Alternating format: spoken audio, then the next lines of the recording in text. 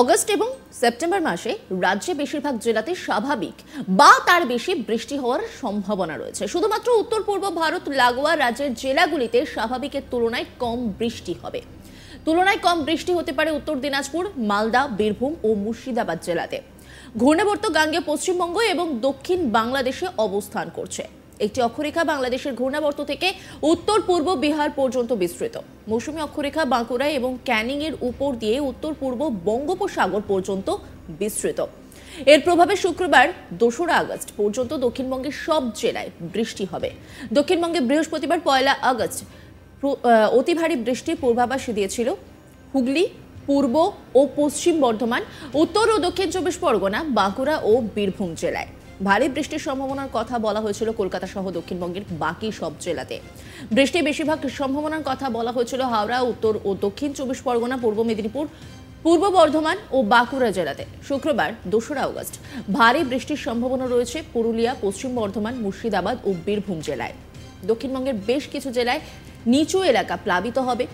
ভারী ও অতি ভারী বৃষ্টিতে দৃশ্যমানতা কমতে পারে। শহর এলাকায় যানজট ও দুর্ঘটনার সম্ভাবনা রয়েছে।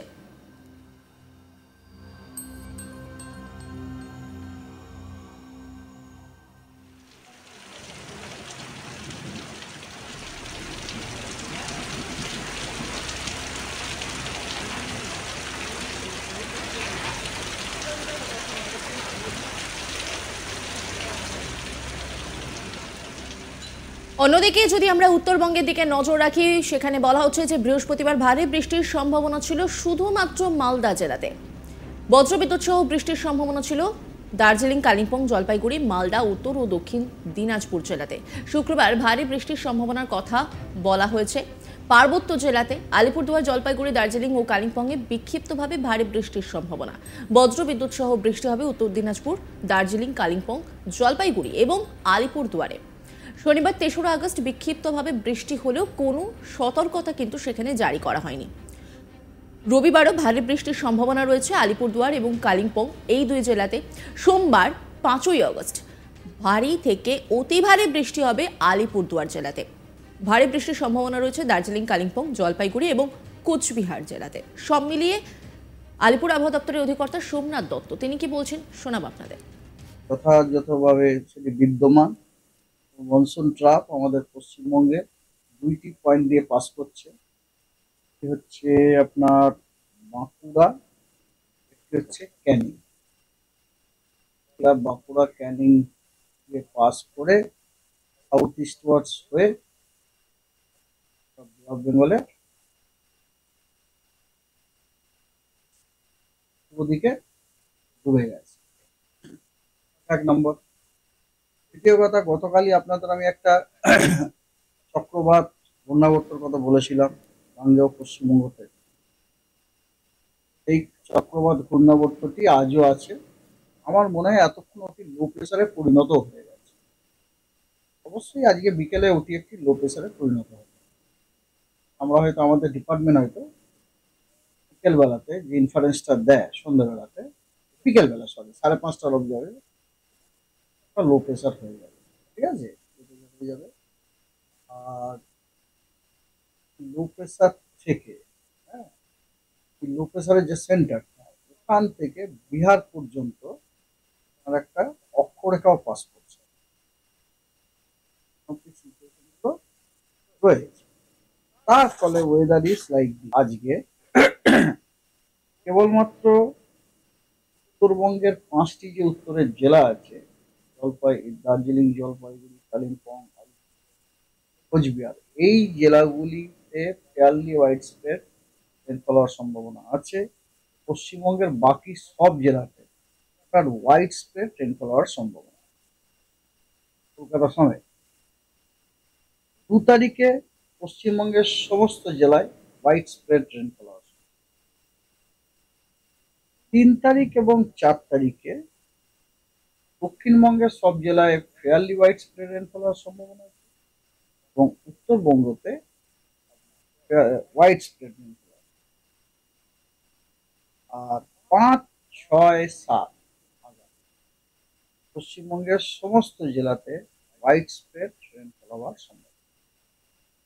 এবারে কতগুলো মানে যেগুলো হেভি রেনফলের যে ওয়ার্নিং সেগুলো হচ্ছে এরকম, যেমন আজকে ভারী থেকে অতি ভারী বর্ষণের সতর্কবার্তা আছে দক্ষিণবঙ্গের অনেক জেলা।